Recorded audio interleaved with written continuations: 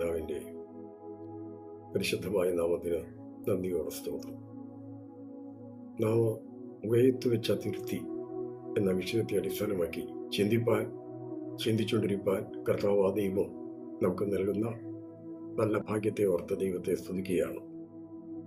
നാം അതോടുള്ള ബന്ധത്തിൽ ചിന്തിച്ചത് ദൈവദാസിയായിരിക്കുന്ന ഹാഗാർ തുരുത്തിയിൽ നീരുറവിൽ നിന്ന് വെള്ളം നിറച്ച് ബാലിന് കൊടുക്കുന്ന ഭാഗമാണ് നമുക്ക് ചിന്തിപ്പാൻ ഇടയായിത്തീർന്നത്.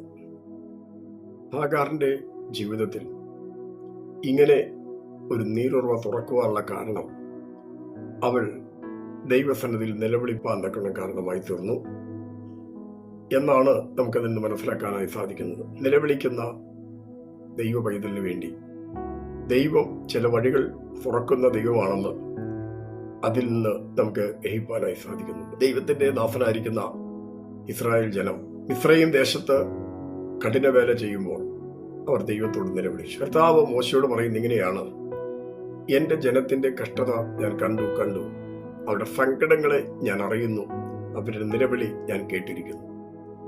അപ്പോൾ കരയുന്ന ദൈവ പൈതലിന്റെ കണ്ണുനീര് കാണുന്നവനും നിലവിളി കേൾക്കുന്നവനുമായ ഒരു ദൈവത്തെയല്ലേ നമ്മൾ സേവിക്കുന്നത്? നമ്മുടെ ദൈവം കാണുന്ന ദൈവമാണ്. അനേക ദൈവങ്ങൾ കണ്ണുണ്ടെങ്കിൽ കാണാത്ത ദൈവങ്ങളാണ്, ചെവിയുണ്ടെങ്കിൽ കേൾക്കാത്ത ദൈവങ്ങളാണ്, വായുണ്ടെങ്കിലും സംസാരിക്കാത്ത ദൈവങ്ങളാണ്, കൈയുണ്ടെങ്കിലും അനങ്ങാത്ത കൈകളാണ്. എന്നാൽ നമ്മുടെ ദൈവത്തിന്റെ കരം എന്ന് പറയുന്നത് അത് നമുക്ക് വേണ്ടി പ്രവർത്തിക്കുന്ന കരമാണ്. നമ്മുടെ ദൈവത്തിന്റെ കണ്ണ് നമ്മെ കാണുന്ന ദൈവമാണ്. വേണ്ടവണ്ണം നമ്മുടെ കരച്ചിൽ കേൾക്കുവാൻ, നമ്മുടെ നിലവിളി കേൾക്കുവാൻ ശക്തനായിരിക്കുന്ന ദൈവമാകുന്നു എന്ന് അതിൽ നിന്ന് നമുക്ക് മനസ്സിലാക്കാൻ സാധിക്കുന്നു. നമ്മുടെ വായിക്കുന്നത് ദൈവദാസിയായിരിക്കുന്ന ഹാഗാർ നീരുറവയിൽ നിന്ന് വെള്ളം, തുരുത്തിയിലെ വെള്ളം കോരിയെടുത്തതായി നമുക്ക് കാണാം. നമ്മളോടുള്ള ബന്ധത്തിൽ ഈ വെള്ളം പരിശുദ്ധാത്മാവിനെയും കാണിക്കുന്നു എന്ന് നമുക്ക് ചിന്തിപ്പാൻ തക്കണോ ഇടയായി തീർന്നുവല്ലോ. ഉത്സവത്തിന്റെ മഹാദിനമായ ഉടുക്കുന്ന നാളിൽ യേശു നിന്നുകൊണ്ട് ദാഹിക്കുന്നവരെല്ലാം എന്റെ അടുക്കൽ വന്ന് കുടിക്കട്ടെ എന്ന് യേശു അരുളി ചെയ്യുവാനിടയായി. മറ്റൊരു സംഭവം ഞാൻ ഓർപ്പിക്കാനായിട്ട് ആഗ്രഹിക്കുന്നു. ശമറിയ സ്ത്രീയുമായി കർത്താവ് സംസാരിക്കുന്ന വേളകളിൽ കർത്താവായ യേശുക്രിസ്തു പറയുകയാണ്: ഈ വെള്ളം കുടിക്കുന്നവരൊക്കെയും പിന്നെയും ദാഹിക്കും, എന്നാൽ ഞാൻ കൊടുക്കുന്ന വെള്ളം കുടിക്കുന്നവനോ ഒരു നാളും ദാഹിക്കുകയില്ല. ഞാൻ കൊടുക്കുന്ന വെള്ളം അവരിൽ നിത്യജീവനിലേക്ക് പൊങ്ങി വരുന്ന നീരുറവയാകും. എന്താണ് കർത്താവായ യേശു പറയുന്നതിന്റെ അർത്ഥം? ഞാൻ കൊടുക്കുന്ന വെള്ളം കുടിക്കുന്നവന് ഒരിക്കലും ദാഹിക്കുകയില്ല. ഞാൻ കൊടുക്കുന്ന വെള്ളം കുടിക്കുന്നവന് നിത്യജീവനിലേക്ക് അവനെ പൊക്കിക്കൊണ്ടുവരുന്ന നീരുറവയാണ്. അർത്ഥാൽ ഈ നീരുറവയിൽ നിന്ന് കുടിക്കുന്ന ഒരു വ്യക്തിയുടെ ജീവിതത്തിൽ ഈ നീരുറവിലെ വെള്ളം അവൻ നിത്യജീവനിലേക്ക് പൊക്കിക്കൊണ്ടുപോകുവാനൊക്കെയുള്ളതാണ്. നമ്മുടെ എല്ലാം ലക്ഷ്യം എന്ന് പറയുന്നത് നിത്യജീവനാണ്. പരദേശി മോക്ഷയാത്രയിൽ ക്രിസ്ത്യാനിയായിരിക്കുന്ന വ്യക്തി നിത്യജീവനെ എന്ന് പറഞ്ഞു ഓടുന്നത് പോലെ നാം ഈ പാട്ട് പാടുകയും പ്രാർത്ഥിക്കുകയും ഉപവസിക്കുകയും ഒക്കെ ചെയ്യുമ്പോൾ നമ്മുടെ ലക്ഷ്യം എന്നാ ചോദിച്ചു കഴിഞ്ഞാൽ നിത്യജീവൻ പ്രാപിക്കണം എന്ന ലക്ഷ്യത്തോടു കൂടെയാണ് നാം യാത്ര ചെയ്യുന്നത്. എന്നെ കേൾക്കുന്ന ആരെങ്കിലുടെയും ജീവിതത്തിൽ ആ നിത്യജീവൻ എന്ന ലക്ഷ്യമില്ലെങ്കിൽ നമ്മൾ ഓടിയതുകൊണ്ടോ അധ്വാനിച്ചതുകൊണ്ടോ ഒരു വിശേഷതയുമില്ല എന്ന് നമുക്കതിൽ നിന്ന് മനസ്സിലാക്കാനായി സാധിക്കുന്നുണ്ട്. നാം ദൈവത്തിൽ നോക്കുന്നതായ സമയത്ത് ദൈവദാസിയായിരിക്കുന്ന ഹാഗാർ ആ പണ്ടത്തെ പോലെ ആ തുരുത്തിൽ വെള്ളം നിറച്ചതുപോലെ നാം പണ്ടത്തെ പോലെ ഒരു നല്ല കാലത്തിലേക്ക് മടങ്ങി വരേണ്ട ഒരു കാലഘട്ടമാണ് ഇത് എന്ന സത്യം നമ്മൾ മനസ്സിലാക്കണം. അടുത്തതായിട്ട് നമുക്ക് ചിന്തിക്കാൻ കഴിയുന്ന വിഷയം എന്നാ ചോദിച്ചാൽ, ഒന്നാമതായി വെള്ളം നിറയ്ക്കുന്ന തുരുത്തിയാണ് പുകയത്തി വെക്കുന്നത്. രണ്ടാമതായിട്ട് പാൽ ഒഴിച്ചു വെക്കുന്ന തുരുത്തിയാണ് പുകയത്തി വെക്കുന്നത്. പാലിന്റെ ഉപയോഗം എല്ലാം കഴിഞ്ഞു കഴിയുമ്പോൾ അതിനെ ചെറിയ ചുളക്കവും പാട്ടൊക്കെ വരുമ്പോൾ തുരുത്തി പുകയത്തി വെക്കും. ആ പുകയത്തി വെക്കുമ്പോൾ അത് സ്ട്രോങ് ആകുന്ന പോലെ തുരുത്തിയാകുന്ന നമ്മെ വിവിധമായ പ്രശ്നങ്ങളിലൂടെ, കഷ്ടതയിലൂടെ, വേദനയിലൂടെ, സങ്കടത്തിലൂടെ, ഞെരുക്കത്തിലൂടെ ഒക്കെ ദൈവം കടത്തിവിടുന്നതിന്റെ ഉദ്ദേശം എന്നാ ചോദിച്ചാൽ നാം സ്ട്രോങ് ആകണം, നാം ശക്തരായി മാറണം. പൗലോസ് പറയുന്നുണ്ടല്ലോ, എന്റെ ശരീരത്തിൽ ഒരു ശൂലം കുത്തുന്നു എന്ന്. എന്നാൽ താനിവിടെ പറയുന്നത് എന്നെ ശക്തനാക്കുന്നതിന് മുഖാന്തരം ഞാൻ സകലത്തിലും മതിയായവനാകുന്നു എന്നാണ്. നമ്മുടെ ജീവിതത്തിൽ ദൈവശൂലങ്ങളൊക്കെ വെച്ചിട്ടുണ്ട്. ചില പുകയത്ത് വെച്ചിരിക്കുന്ന അനുഭവങ്ങളുണ്ട്, എന്ന് സത്യമാണെങ്കിലും നമ്മുടെ ജീവിതത്തിൽ നമുക്ക് പറയുവാൻ കഴിയുന്നുണ്ട്, ഓരോ ദിവസവും നാം ദൈവകൃപ പ്രാപിച്ചുകൊണ്ട് നിത്യജീവനിലേക്ക് യാത്ര ചെയ്തുകൊണ്ടിരിക്കുകയാണ് എന്ന് മനസ്സിലാക്കി ദൈവത്തിന് സ്തോത്രം ചെയ്യുവാൻ ദൈവത്തിന്റെ ആത്മാവ് നമ്മെ സഹായിക്കട്ടെ. രണ്ടാമത്തെ മണ്ഡലമാണ് പാൽ തുരുത്തി. അതായത് ന്യായാധിപന്മാരുടെ പുസ്തകം 4-ാം അധ്യായം അതിന്റെ 19-ാം വാക്യം നാം വായിക്കുന്നു, അവൻ അവളോട്, എനിക്ക് ദാഹിക്കുന്നു, കുടിപ്പാൻ കുറെ വെള്ളം തരണമേ എന്ന് പറഞ്ഞു. അവൾ പാൽ തുരുത്തി തുറന്ന് കുടിപ്പാൻ കൊടുത്തു. സംഭവം നമുക്ക് എല്ലാവർക്കും അറിയാം. ദെബോരയും ബാരാക്കും ഒരു വശത്ത്, സീസരും യാബീനും മറുവശത്ത്. ദെബോരയും ബാരാക്കും യുദ്ധം ചെയ്യുവാനായിട്ട് നിൽക്കുന്ന ഒരു നിമിഷമായി നമുക്ക് കാണാനായി സാധിക്കുന്നു. അവരൊക്കെയും കീശോൻ തോട്ടിൽ നിൽക്കുകയാണ്. കീശോൻ തോട്ടിനോട് ബന്ധപ്പെട്ട് നിൽക്കുന്ന സമയത്ത് യായീനും സൈനാധിപനുമായിരിക്കുന്ന സീസരും താബോർ പർവ്വതത്തിൽ നിൽക്കുകയാണ്. ഇവർ രണ്ടുപേരും കൂടെ ഒരുമിച്ച് അത് യുദ്ധത്തിലേക്ക് വേണ്ടി ബന്ധപ്പെടുന്ന രംഗമാണ് നമുക്കിവിടെ കാണാനായി സാധിക്കുന്നത്.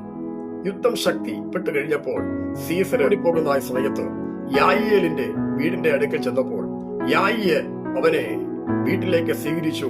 അവനെ കിടത്തിയതിനു ശേഷം ഒരു പരവതാനി കൊണ്ട് അവനെ പുതച്ചു. ഉടനെ സീസർ പറയുകയാണ്, എനിക്ക് ദാഹിക്കുന്നു, കുടിപ്പാൻ കുറച്ച് വെള്ളം തരണം. ഉടനെ ദൈവദാസിയായിരിക്കുന്ന യായിയേൽ പാൽ തുരുത്തി തുറന്ന് അവന് കുടിപ്പാൻ പാല് കൊടുക്കുവാന്നൊക്കെ ഇടയായി. അതിനുശേഷം ചെയ്ത കാര്യം നമുക്കറിയാം. അതായത് കൂടാരത്തിന്റെ ഒരു കുറ്റി എടുത്തേച്ച് ചുറ്റിയും കയ്യിൽ പിടിച്ച് അവന്റെ നെറ്റിയിൽ കുറ്റി തറച്ച് അവനെ കൊല്ലുവാന്നൊക്കെ കാരണമായി തീർന്നു.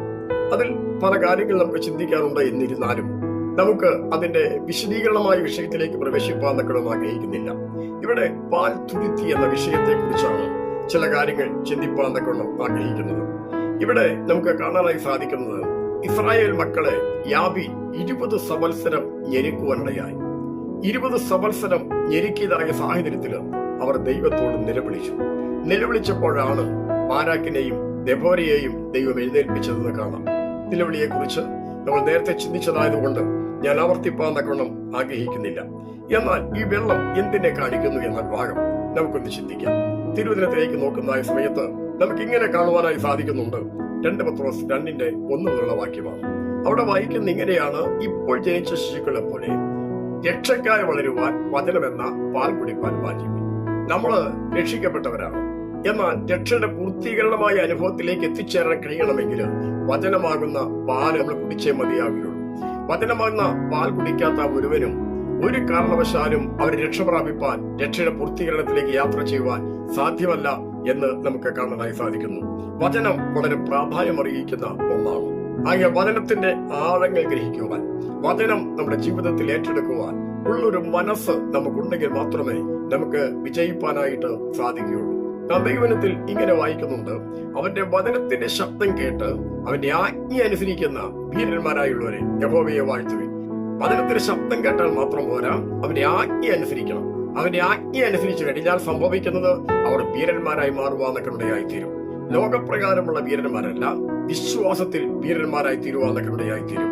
എബ്രായ ലേഖനം 11-ാം അധ്യായം വായിക്കുന്ന സമയത്ത് വിശ്വാസ വീരന്മാരുടെ പട്ടിക ദൈവദാസനായ പൗലോസ് വിവരിക്കുന്ന രംഗം നമുക്ക് കാണാനായി സാധിക്കും. നമ്മെ വിശ്വാസത്തിൽ വീരന്മാരാക്കി തീർക്കുന്നത് ദൈവത്തിന്റെ മാറ്റമില്ലാത്ത വചനമാണ്. ആ വചനം നാം നമ്മുടെ ഹൃദയത്തിൽ ഏറ്റെടുക്കുന്നുവെങ്കിൽ, ആ വചനം നമ്മൾ ഹൃദയത്തിൽ ഏറ്റെടുക്കുവാനും അത് വിശ്വസിക്കുവാനും ആ വചനപ്രകാരം നമ്മൾ സ്റ്റെപ്പ് വയ്ക്കുവാനും തയ്യാറായാൽ നമ്മുടെ ജീവിതത്തിൽ വലിയ വലിയ അത്ഭുതങ്ങൾ കാണുവാനൊക്കെ ഇടയായിത്തീരും. നമ്മൾ വചനം ദൈവത്തിന്റെ വാഗ്ദത്തമാണ്. വചനം, ഈ വാഗ്ദത്തമാകുന്ന വചനങ്ങൾ നമ്മൾ എപ്പോഴും ഉരുവിട്ടുകൊണ്ടിരിക്കണം. എന്ന് പറഞ്ഞു കഴിഞ്ഞാൽ, രോഗിയായ ഒരു വ്യക്തിയെ സംബന്ധിച്ചിടത്തോളം അവൻ ഉരുവിടണം, എന്നെ സൗഖ്യമാക്കുന്ന യഹോവയാകുന്നു, എന്നെ സൗഖ്യമാക്കുന്ന യഹോവയാകുന്നു, അവൻ നിന്റെ അകത്യമൊക്കെ മോചിക്കുന്നു, നിന്റെ സകല രോഗങ്ങളെ സൗഖ്യമാക്കുന്നു. വാഗ്ദത്തം നാം ഒരു വിട്ടുകൊണ്ടേ ദൈവത്തിൽ ഇരിക്കുമ്പോൾ നമ്മിലേക്ക് ദൈവത്തിന്റെ സൗഖ്യം വ്യാപരിപ്പാനൊക്കെ ഇടയായിത്തീരും. അല്ല, ഒരു വ്യക്തി സാമ്പത്തികമായ ഞെരുക്കം അനുഭവിക്കുന്ന വ്യക്തിയാണെങ്കിൽ അവൻ ദൈവസനയിൽ ദൈവത്തിന്റെ വചനത്തിന്റെ വാഗ്ദത്തം കണ്ടെത്തി അത് ഉരുവിടുവാനിടയായി തീരണം. നമ്മുടെ ദൈവമോ നമ്മുടെ ബുദ്ധിമുട്ടൊക്കെയും തന്റെ ധനത്തിനൊത്തവണ്ണം തീർപ്പാൻ ശക്തനെന്ന് നാം ഉരുവിട്ടുകൊണ്ടിരിക്കും. എന്റെ ദൈവം എന്റെ ബുദ്ധിമുട്ട് തീർക്കും, എന്റെ ദൈവം എന്റെ ബുദ്ധിമുട്ട് തീർക്കും എന്ന് നാം ദൈവസന്നതിൽ ഉരുവിട്ടുകൊണ്ടിരിക്കുമ്പോൾ നമ്മുടെ ബുദ്ധിമുട്ട് തീർക്കുവാൻ നമ്മുടെ ദൈവം ശക്തനായിരിക്കുന്ന ദൈവമാണ്. നമ്മൾ കൂടെ കൂടെ അത് ഉരുവിടുവാനുള്ള കാരണം എന്നാ ചോദിച്ചാൽ, നാം ആ വചനത്തിന്റെ വാഗ്ദത്തം വിശ്വസിക്കുന്നതുകൊണ്ടാണ്. ആ വചനത്തിന്റെ വാഗ്ദത്തം വിശ്വസിക്കുന്നവർക്ക് മാത്രമേ വചനം വീണ്ടും വീണ്ടും ഉരുവിടുവാനായി സാധിക്കുകയുള്ളൂ. പ്രാർത്ഥിച്ച ദൈവമക്കൾ, ഉപവസിച്ച ദൈവമക്കൾ ദൈവത്തിന്റെ വാഗ്ദത്തം ലഭിക്കുമ്പോൾ അത് ഉരുവിട്ടുകൊണ്ടേ ഇരിപ്പാന്നൊക്കെ കാരണമായി തീരണം. മറ്റൊരു വ്യക്തി വിവിധമായ പരിശോധനയിലൂടെയും വേദനയിലൂടെയും കടന്നു പോവുകയാണെങ്കിൽ അതിന് തക്കതായ വചനവുമായിട്ട് ദൈവസന്നിധി ഉരുവിട്ടുകൊണ്ടിരിക്കുന്നതായ ശക്തി നമുക്കുണ്ടാകണം. അങ്ങനെ ഉരുവിടുന്നതായ സമയത്ത് ദൈവത്തിന്റെ ശക്തി നമ്മൾ വ്യാപരിക്കുകയും വലിയ അത്ഭുതങ്ങൾ നമുക്ക് കാണാൻ ദൈവം സഹായിക്കുകയും ചെയ്യും.